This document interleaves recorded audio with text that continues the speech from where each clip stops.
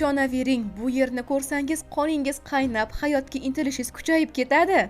Olgan odam mazza qiladi. Ham biznes, ham yashash uchun sharoitni doda xo'jasini qilib qo'yishibdi.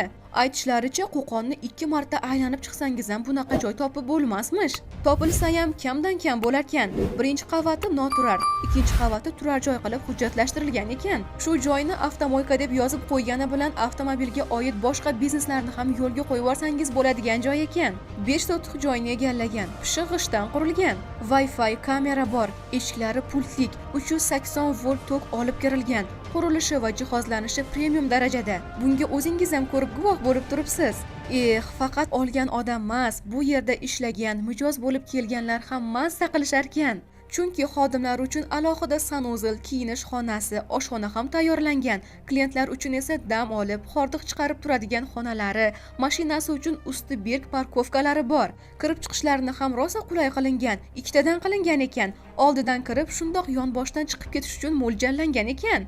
Yuqorida aytganimday, bu yerga avtoservis, avtotuning kabilarni ham ochib biznesni kengaytiraverasiz. Ikkinchi qavatda yashash uchun cho'tki holga keltirilgan. Ikkita sanuzili, oshxonadan tashqari 4 ta xonadan iborat. Pishiq g'ishtdan qurilgan. Remonti yangi holatda. Shu ko'rayotgan barcha jihozlari ham qolar ekan. Zo'rmi?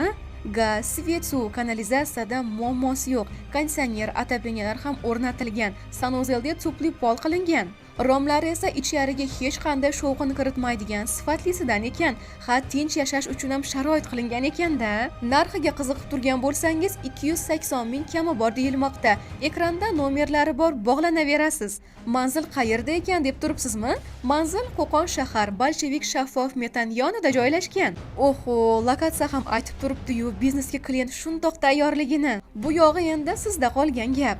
Zo'r taklif chiqib qolganini aytib, yaqinlaringizga videoni yuborib qo'ying.